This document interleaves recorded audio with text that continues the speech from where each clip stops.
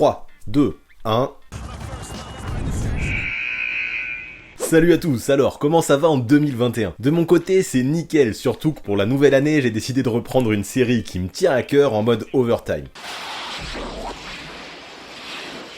Et ouais, c'est l'heure de retrouver mon top 6 des moments all-time de chaque franchise. Bon, je le sais, sur ce genre de vidéo, il y aura pas beaucoup de clics, surtout vu l'équipe que je vais aborder aujourd'hui, ça risque de flopper sévère. Mais c'est comme ça, c'est le jeu. Cette série, c'est un vrai kiff personnel, alors je l'amènerai jusqu'au bout, même si je ne sais pas encore combien de temps ça prendra. Puis j'ai horreur de ne pas terminer ce que je commence, ou de ne pas tenir mes engagements, donc let's go, assumons jusqu'au bout. So, après les Celtics, les Warriors, les Knicks, les Pistons, les Lakers, les Kings, les Hawks et les Sixers, let's go pour un nouvel opus qui cette fois-ci concernera les Wizards. Et ouais, pour ceux qui n'avaient pas capté, j'étudie les franchises par ordre chronologique de leur date de création. Je le répète aussi, malheureusement, je n'ai pas le droit de mettre d'extraits de vidéos NBA sur YouTube. Je sais qu'il y en a qui le font, ils ont raison, mais de mon côté, je préfère juste respecter les règles. Puis ne vous inquiétez pas, je vais quand même essayer d'illustrer du mieux que je peux avec des images d'archives. Puis tant que je parle d'histoire NBA aussi, il faut que je vous le dise. Sur Instagram, j'ai publié mes all-time teams pour les 30 franchises NBA. À chaque fois, j'ai élu le meilleur coach, le meilleur 5 de départ et le meilleur banc de l'histoire de chaque équipe. Vous pourrez retrouver tout ça dans mes stories à la une, et même si c'est cool, le principal n'est pas là. Car ouais, j'ai lancé un gros tournoi entre toutes ces équipes de légende, et c'est vous qui votez. En ce moment, la compétition bat son plein, et je kiffe avoir votre avis sur le sujet. Donc rejoignez-moi là-bas et venez soutenir votre team préféré. Plus on est de fous, plus on rit, comme on dit.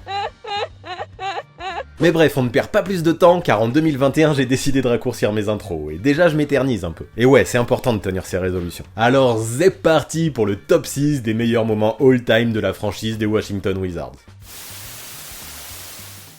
Bon, comme d'habitude, avant d'entrer dans le vif du sujet, avec le top 6, il faut évoquer un petit peu l'histoire de cette franchise, c'est nécessaire. Surtout que pour les Wizards, c'est pas tout le temps évident de s'y retrouver. Ce qu'il faut savoir, c'est que l'équipe est arrivée en NBA en 1961 à Chicago, sous le nom de Packers. Un an plus tard, ces Packers deviennent les Zephyrs, puis encore l'année d'après, ils déménagent vers Baltimore et deviennent les Bullets. Troisième année dans la ligue, troisième nom, c'est ouf. Heureusement, le nom de Bullets, lui, perdurera plus de 2 décennies. La franchise migre ensuite vers la capitale, Washington, à quelques kilomètres, pour avoir encore plus d'exposition, avant de transformer une nouvelle fois son nom en 1997. Place aux Wizards désormais. Heureusement depuis, ça n'a plus bougé. Finissons par dire, et c'est important, qu'en 1978, malgré tous ces changements et tous ces déménagements, l'équipe fut titrée pour la seule et unique fois de son histoire. Vous avez capté, en termes d'instabilité, avec cette franchise, on a des clients. Attends, je regarde là, et les Baltimore Bullets ont remporté un titre en 1948. Toi tu me dis qu'ils ont été créés en 1961, c'est quoi cette histoire? Ah, toi tu tiens vraiment à ce que je rentre dans les détails. Si ça t'intéresse, sur la chaîne de Basket Info, on a sorti une vidéo il y a peu de temps pour parler de l'histoire des noms des franchises. J'ai adoré taffer là-dessus. Tu comprendras pourquoi ils sont passés de Packers à Zephyr à Bullets aussi vite. Mais pour ta question, effectivement, je vais repréciser. Entre 1947 et 1955, une franchise du nom de Baltimore Bullets s'évoquait bel et bien en NBA, t'as raison. Elle gagne bien le titre en 1948, comme tu l'as dit, sauf qu'ensuite, les résultats ne suivent pas. Elle fait donc très rapidement faillite et disparaît totalement de la circulation. Du coup, quand les Chicago Zephyrs sont arrivés à Baltimore, ils ont repris le nom de Bullets afin de leur rendre hommage. Sauf que l'équipe n'a pas hérité du titre de 1948 et plus globalement du palmarès des premiers Bullets, qui eux ont définitivement disparu. Donc oui, c'est compliqué, je vous le redis, mais allez voir la vidéo de Basket Info si vous voulez tout capter. Pour faire bref, ce qu'il faut retenir, c'est que malgré des noms qui ont été communs, ces deux franchises sont bien distinctes. Nous, ceux à qui on va s'intéresser aujourd'hui, ce sont les Washington Wizards, descendants des Chicago Packers, qui eux ont fait leur début, je le répète, en 1961. C'est bon, t'as capté, t'arrives à suivre encore? Allez va, laisse tomber, c'est pas le plus important, et maintenant que le contexte est posé, passons à notre top 6. Du coup, en numéro 6, on commence par une période que j'ai nommée le Freak Show. Bon, cette ère a été brève, mais elle a réellement marqué le public. Elle commence en 1985, lorsque les Bullets draftent Manute Bol, le Soudanais, du haut de ses 2,31 m, était un spécialiste du contre. Faut dire aussi que dès la fac, le gars impressionné par son envergure dans la raquette, difficile d'approcher en sa présence. Aujourd'hui encore, il est le plus grand joueur de l'histoire à avoir évolué en NBA. Enfin, à égalité avec George Murzan, qui lui arriva aux Bullets un peu plus tard. Mais bref, revenons à Manute et surtout à ses contres. Lors de sa saison rookie, le mec posa quand même 397 blocs, ce qui aujourd'hui est encore le record all-time pour un joueur de cette franchise. Mieux encore, l'équipe posa 716 cakes lors de la saison rookie du pivot, un autre record historique pour cette organisation. Bon, ce ne fut pas suffisant pour passer un tour de play-off, mais mine de rien, ce nouveau venu au bras interminable avait un potentiel très intéressant.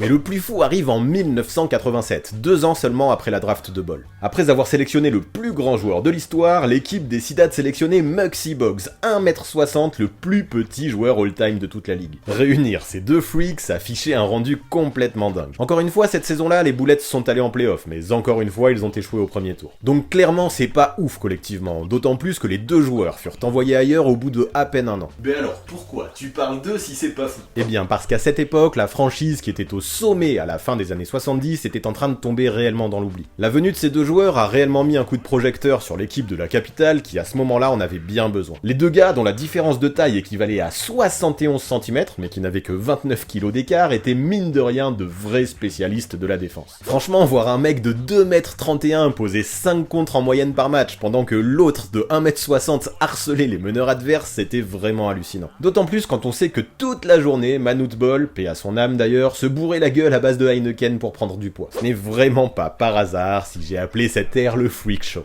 Pour la place numéro 5 vient un autre moment qui n'a pas été forcément synonyme de vrais résultats sportifs. Par contre, d'un point de vue iconique, encore une fois, ça vaut son pesant de cacahuètes. Je vais parler du retour de Michael Jordan à la compétition sous le maillot des Wizards à 38 ans après sa deuxième retraite. Encore une fois, pour être complet, avant de détailler, resituons le contexte. Suite à son 6e titre avec les Bulls, MJ avait décidé de raccrocher les baskets pour la deuxième fois. Oui, l'arrière avait déjà fait une pause d'1 an et demi entre 1993 et 1995. Sauf que bon, son Altesse n'était pas prête de lâcher son sport une nouvelle fois si facilement. C'est pour ça que lorsqu'il eut l'occasion de devenir président des opérations basket des Wizards tout en obtenant des parts dans la franchise, il ne refusa pas. En janvier 2000 donc, MJ arrive dans les bureaux de l'équipe de la capitale. Sauf que bon, terminer une saison à 19 victoires, c'était sûrement très dur à avaler pour un compétiteur comme lui, et encore plus sans être sur le terrain. Alors hop, il était temps de prendre des décisions car la frustration devait être bien trop grande. Revendiquant l'amour du jeu, Jordan mit en vente toutes ses parts pour répondre aux règles de la NBA et enfila pour la première fois de sa carrière NBA un autre maillot que celui des Bulls. Voir Jordan avec l'uniforme des Wizards, croyez-moi, ça en a choqué plus d'un. Par contre, le symbole était immense, notamment juste après les attentats du 11 septembre 2001 qui avaient principalement touché New York et Washington. C'est ainsi que pour la reprise de la saison 2001-2002, la NBA avait décidé d'ouvrir le bal au Madison Square Garden avec un Knicks Wizards. Faut savoir qu'en raison de ce drame, MJ avait décidé de ne pas faire de grosses conférences de presse pour son retour, préférant rester discret. Ceci dit, la veille du match, il est allé à New York, a fait un tour à Ground Zero et a rendu un immense hommage à toutes les victimes. Qui de mieux que MJ aurait pu faire ça à cette époque pour son comeback dans la plus célèbre enceinte du monde? Personne. Ses 19 points dans la défaite d'ailleurs furent assez anecdotiques dans ce contexte. Si on prend plus de recul, au final, Michael Jordan passa 2 ans à jouer pour les Wizards sous les ordres de son ancien coach aux Bulls, Doug Collins. Malgré des soucis au genou et des échecs répétés à la porte des playoffs, le gars a marqué les esprits, et ce n'est rien de le dire. Puis en fait, malgré cette absence de post-season, et en plus de ce match d'ouverture très émouvant, je retiendrai de belles choses de son passage en tant que joueur à Washington. Déjà ses 51 points face à Charlotte à la fin du mois de décembre 2001, prouvant que même à bientôt 39 ans, le talent ne disparaît pas comme ça. D'autant plus quand lors de la rencontre suivante, le soir du réveillon du 31, on enquille 45 points de plus. Je me rappellerai aussi de son game winner en saison face à Sean Marion, l'un des meilleurs défenseurs au périmètre de la ligue à cette époque. MJ n'a absolument pas eu peur de le défier en ISO et arriva à ce qui devait arriver, victoire des Wizards. Son dernier All-Star Game m'a également beaucoup touché. En plus de la robe méga sexy de Mariah Carey, je retiendrai le shoot hyper clutch qu'il a rentré à la fin du 4e quart, encore face à Sean Marion. Dommage que les arbitres aient gâché la fête en sifflant ensuite une faute très tendancieuse sur Kobe juste après. Mais surtout, ce qui m'a marqué à vie, c'est ce fabuleux contre à deux mains sur Ron Mercer. Cette action défensive a juste fait le tour de la planète. Face à son ancienne team des Bulls, mais aussi un joueur de 25 ans au sommet de sa forme, Jordan, qui arrivait par derrière, a juste complètement aplati la balle contre la planche avant de redescendre avec. Dans la carrière de Michael Jordan, on n'avait pas souvent vu de tels highlights défensifs. C'était un régal pour les yeux. Puis tant qu'on est dans les accomplissements, ajoutons qu'il y a 20 ans, quasiment jour pour jour, Michael Jordan dépassait la barre symbolique des 30 000 points en carrière sous le maillot des Wizards, rien que ça. Après c'est sûr, il n'y a pas eu des tonnes de victoires, il n'y a pas eu de playoffs et encore moins de bagues remportées. Mais quand même, on a vu un MJ encore capable de choses hallucinantes et d'un coup, tous les projecteurs furent à nouveau braqués sur les Wizards. Merci pour ça MJ. Mais on te remercie un peu moins d'avoir choisi Kwame Brown avec le first pick en tant que dirigeant lors de la draft 2001. En numéro 4, je vais encore évoquer une période qui n'a pas été folle en termes de résultats collectifs, mais qui évidemment aura marqué les esprits autrement. Bah dis donc, pour le moment, les Wizards en termes de wins, ça a pas l'air ouf. Ça, tu l'as dit, on est loin des Celtics par exemple, mais peu importe, là je vais évoquer Gilbert Arenas. Franchement, le mec m'a fait kiffer de chez kiffer. L'agent zéro est arrivé dans la capitale en provenance des Warriors, acceptant un gros contrat que les Californiens n'avaient pas pu égaler. Et là, impossible de le nier, les dirigeants ont eu le nez fin, tellement au cours du XXe siècle, le meneur aura marqué la franchise de Washington en 7 saisons et demie passées là-bas. Malheureusement, lors de cette ère, les Wizards ne passèrent qu'une seule fois un tour de playoff, c'était en 2005. Ça peut paraître banal comme ça, mais quand on remarque que ça faisait 23 ans qu'un tel stade n'avait pas été atteint, ça prend d'un coup bien plus de valeur dans l'histoire de cette franchise. Mais en vrai, si l'histoire de Gilbert a tant marqué les esprits, c'est juste qu'elle est magnifique. Au moment de sa draft, avec le premier choix du deuxième tour, peu de monde était vraiment prêt à parier sur l'avenir du meneur issu de la fac d'Arizona. Et pourtant, à Washington, il a vraiment montré au monde entier qui il était. Pour illustrer ça d'ailleurs, je vais commencer par parler de cette saison 2004-2005, celle où en playoff, les Wizards sont allés le plus loin. Lors de cette campagne, grâce à son handle soyeux et une distance de shoot phénoménale, il a mené sa team jusqu'à 45 wins. L'agent zéro remporta par la même occasion la première de ses 3 sélections au All-Star Game, tout en incarnant avec Larry Hughes le backcourt qui marquait le plus de points de toute la ligue. Ajoutez à ça que les deux gars cumulaient plus de 5 interceptions par match et vous avez une idée du level du duo. Mais cette saison-là, ce qui a le plus marqué les esprits, je pense, c'est le 3 points qu'il a inscrit lors du Game 5 du premier tour des playoffs face aux Bulls. Cela a donné aux Wizards un avantage décisif de 3 victoires à 2 qui leur permit par la suite de se qualifier pour le deuxième round. Un vrai accomplissement pour un gars qui n'était pas du tout attendu à ce niveau. Dommage qu'ensuite il y ait eu sweep face au Miami Heat. Mais en fait, il y a quand même beaucoup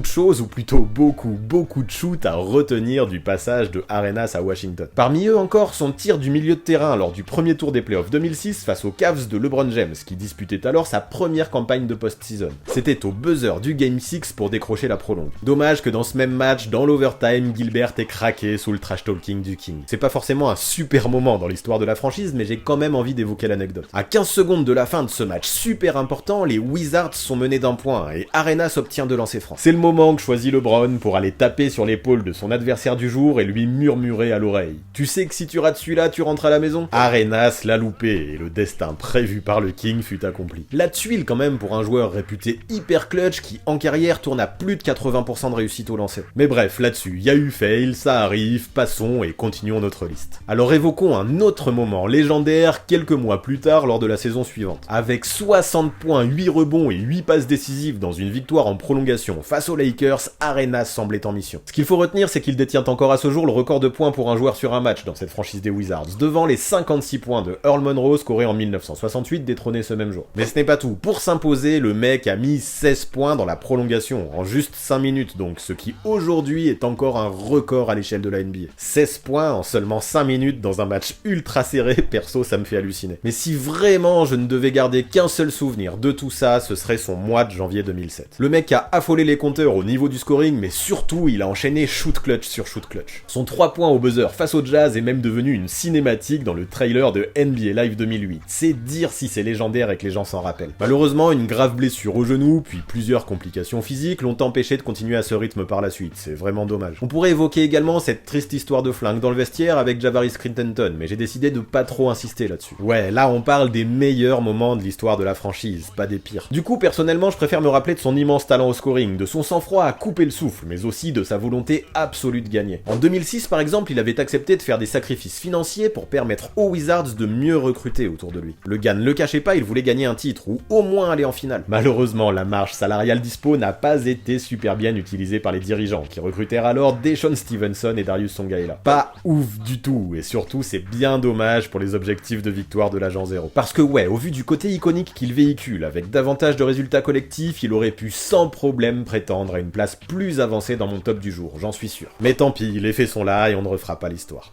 Pour la place numéro 3 et le début de mon podium, j'évoque un autre duo. Après Manute et Muggsy, faisons place à John Wall et Bradley Beal. Avant de commencer par contre, j'ouvre une petite parenthèse vu qu'on parle de duo. Ouais, j'aimerais faire un gros big up à Chris Webber et Juwan Howard qui ont évolué sous les couleurs de Washington dans les années 90. J'aurais vraiment aimé parler d'eux, surtout qu'à cette époque, entre Rex Chapman, Calbert Cheney, George Murzan, Tom Gugliotta et même Tim Legler, qui avait remporté le concours à 3 points de 96, il y avait des joueurs de valeur. Dédicace aussi à Michael Adams, qui avait fait de belles choses au début de la décennie. Tiens, Michael Adams et Tim Legler Leclerc sont passés par le Limoges CSP. Je suis sûr que c'est pour ça que tu parles d'eux comme ça. Ah, je suis grillé, on dirait. Quoique, j'ai aussi parlé de George Murzan, hein, qui est passé par Pau, lui. Mais bon, malgré la qualification en playoff en 1997, qui fut la seule en 16 ans, je n'ai pas réussi à trouver de place à ces joueurs. Puis de toute façon, elle avait piqué un peu cette qualification en post-season, avec un sweep reçu dès le premier tour face aux Chicago Bulls. Alors désolé à Chris Webber, Juwan Howard et tous leurs potes, mais là, je préfère évoquer Bull et Bill, qui eux ont connu beaucoup plus de succès d'un point de vue collectif. Alors pour mieux évoquer cette place numéro 3, je vais revenir à la draft 2010, durant laquelle les Wizards avaient obtenu le first pick. Avec, ils décidèrent de sélectionner John Wall, meneur de jeu en provenance de Kentucky. À son arrivée, il y a eu besoin de quelques saisons de rodage et c'est plutôt normal, l'effectif était déséquilibré et les playoffs étaient encore loin. Alors en 2012, avec le pick numéro 3, les dirigeants sélectionnent Bradley Beal, un bon complément. L'objectif était de créer un vrai dynamic duo sur les postes arrière. Du coup, fini l'ère des croqueurs qui étaient Nick Young, André Blatch ou encore Javal McGee. D'ailleurs, ce dernier, c'est le seul qui a réussi à se remettre un peu en question et à survivre dans la NBA de 2020. Mais à Washington, à cette époque, on voulait faire confiance à la jeunesse, au collectif, au QI basket et faire de la place à Bull et Bill. Sous les ordres du nouveau coach Randy Whitman, John Wall commençait à montrer de très belles choses à la main, tandis que Bill, auteur d'une saison rookie à 14 points de moyenne, prenait peu à peu ses marques en NBA. Mais au final, c'est peut-être le trade qui a eu lieu lors de la draft 2013 qui a changé la donne. Exit Emeka Okafor, place à Marcin Gortat. Bon, c'est pas le move du siècle aussi, et Marcin Gortat, c'est pas non plus Michael Jordan qu'on évoquait avant, mais quand même. Le marteau polonais était un vrai joueur, et ce serait se voiler la face que de penser qu'il n'a pas aidé ses Wizards à passer un cap. D'ailleurs, à mon avis, ce n'est pas un hasard. Dès l'année de son arrivée, la franchise a retrouvé les playoffs après 8 ans d'absence. Déjà ça pèse, mais en plus, ils ne se sont pas arrêtés là. 4 participations à la post-season en 5 ans, dont 3 qualifications au deuxième tour. De tels résultats n'avaient pas eu lieu à Washington depuis les années 60, c'est ouf. Puis pendant cette période, je me remémore de certains éléments plutôt cool, et notamment la rivalité avec les Celtics. Cette concurrence était sacrément hypante, et les affrontements entre les deux teams apportaient généralement leur lot d'intensité. Entre provocation, bagarre et faute technique, les deux équipes, à la fin des années 2010, se détestaient littéralement. Dédicace à John Wall d'ailleurs, qui avait expliqué lors d'un match de saison régulière que tous les joueurs des Wizards s'étaient habillés en noir afin de célébrer les funérailles des Celtics. Je vous le dis, ça trash talk est fort entre les deux teams. Sur ce coup-là, visiblement, l'idée venait de Bradley Beal, qui lors du match précédent s'était pris sévèrement la tête avec Marcus Smart. Isaiah Thomas ensuite s'était vraiment moqué d'eux en disant qu'ils étaient très mignons tous de noir vêtus. Vu qu'en plus de ça, Jake Roder ne s'est jamais retenu d'ajouter de l'huile sur le feu, notamment avec John Wall, tous les éléments étaient réunis pour que l'on ait un vrai bif. Du bon fight comme on l'aime.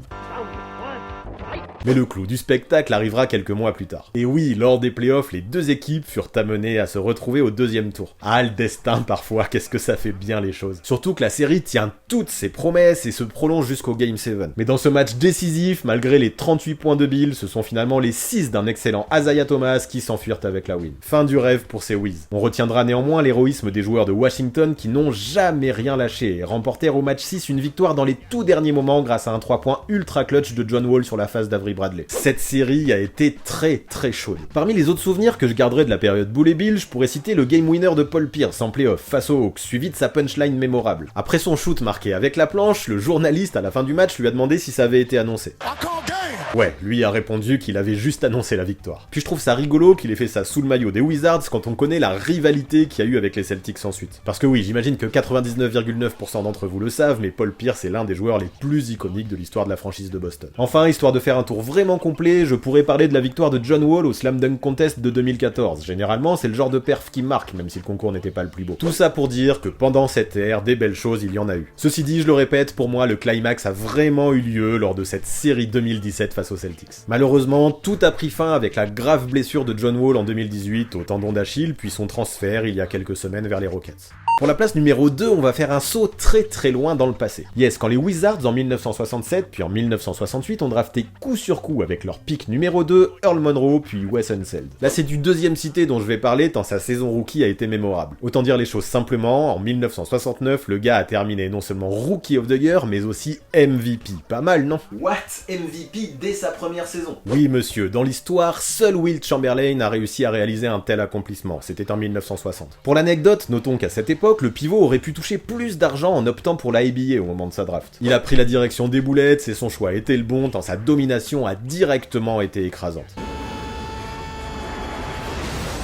Quand on regarde ses stats, pourtant, c'est pas forcément ouf. 14 points et 18 rebonds de moyenne, pour l'époque, ça vaut pas forcément un trophée de MVP. Et pourtant, par son intelligence de jeu, sa science du placement, ses écrans dévastateurs, mais aussi par sa défense, il a permis à ses Bullets de grimper de la dernière place de la conférence Est en 1968 à un bilan de 57 victoires l'année suivante. Pour info, cette première campagne de Wes Unseld représente la deuxième plus victorieuse de l'histoire de la franchise. Malheureusement, cette équipe, en playoff en 1969, fut directement sweepée par les New York Knicks. Du coup, je crois que j'ai plus ou moins fait le tour, et pour cette place number 2, je ne vais pas aller plus loin dans le détail. Au moins, ça aurait été vite fait. Et puis ouais, Wes Unseld, spoiler alert, vous allez encore en entendre parler. Donc ma place numéro 1, la voici. Pour elle, j'évoque toute la décennie des années 70 des Wizards, enfin des Bullets. Malgré le départ de Earl Monroe vers les Knicks en 1971, la franchise a vraiment connu la meilleure période de son histoire. En même temps, c'est pas dur vu le très faible nombre de résultats collectifs que t'as évoqués jusque-là. Ça c'est pas faux, c'est vrai que dans leur histoire, il y a eu peu de qualifications au deuxième tour et beaucoup de sweeps. Mais là, je vais quand même évoquer du lourd. Non seulement déjà en 1971, l'équipe est allée en finale NBA avec Earl Monroe, mais la suite fut encore plus belle. En fait, ce qui a fait la div, je pense, c'est l'arrivée d'Elvin Hayes en provenance de Houston en 1972. Avec Wes Unseld, le duo terrorisait toutes les raquettes de la ligue. Si encore une fois en 1973, l'équipe échoua de peu en finale de conférence à nouveau face aux Knicks, elle retrouva les finales NBA en 1975. Après une saison à 60 wins, soit la meilleure all-time pour la franchise, tout le monde pensait que le titre leur tendait les bras, mais là encore une fois, gros fail. Après le sweep face aux Bucks en 1971, nouveau sweep pour ces Bullets, cette fois-ci face aux Bucks. Définitivement, la route pour le titre fut très longue et très tortueuse pour cette équipe qui en plus de ça fut éliminée prématurément en playoff lors des 2 années suivantes. Là faut le dire, les gens étaient lassés, plus grand monde ne croyait en eux et ça sentait un peu la fin pour ces joueurs, d'autant plus que la saison 1977-1978 fut assez catastrophique. 44 wins seulement, c'est indigne d'une équipe qui dans ses rangs possède Wes Unseld et Elvin Hayes. C'était purement et simplement la pire saison pour la franchise depuis la formation de ce duo. Et pourtant, enfin, la magie finit par faire son œuvre. Comme le dit la maxime si célèbre, c'est à la fin du bal qu'on paye les musiciens. Cette phrase est devenue le cri de ralliement de cette équipe revancharde des Bullets. En anglais, ça se dit, avec mon accent bidon, The opera ain't over till the fat lady sings. En français, c'est mieux, l'opéra n'est pas terminé tant que la grosse dame n'a pas chanté.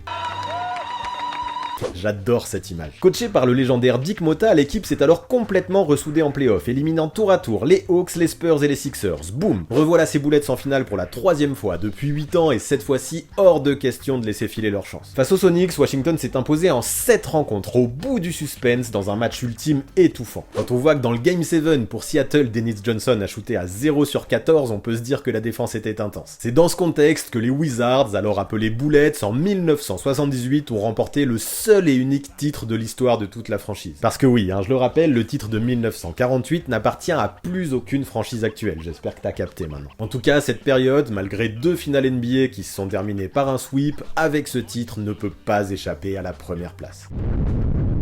Voilà pour ce qui est des 6 meilleurs moments all-time des Washington Wizards, voilà pour ce qui est de ma 9e franchise étudiée de la sorte. Bon, j'espère que je vous ai appris quelques trucs, ou au moins que je vous en ai remémoré, c'est le but un peu de ces vidéos. Puis j'espère aussi que vous répondrez présent quand je continuerai cette playlist, ça me ferait vraiment plaisir. Perso, c'est l'un des formats sur lequel je prends le plus mon pied, ça doit être un truc de boomer nostalgique, mais moi j'adore. Mais bref, avant de vous laisser, vous connaissez les bails, on s'abonne à la chaîne, on active la cloche pour recevoir les notifs, on lâche un maximum de pouces bleus et on rédige ses meilleurs commentaires. Et oui, vous le savez, non seulement ça soutient la chaîne, mais en plus ça aide un maximum pour le référencement YouTube. Puis si vous voulez aller au bout des choses et que vous kiffez cette série, je vous invite à faire un tour sur mon Tipeee si vous en avez envie. Parce que ça aussi, il faut le savoir, si les dons s'arrêtent du jour au lendemain, cette chaîne coule direct, je pense. I need you la team, mais ça, si vous m'avez écouté jusque là, je pense que vous le savez déjà. Je ne peux donc que vous remercier d'être là, et moi je termine comme d'habitude. À très vite.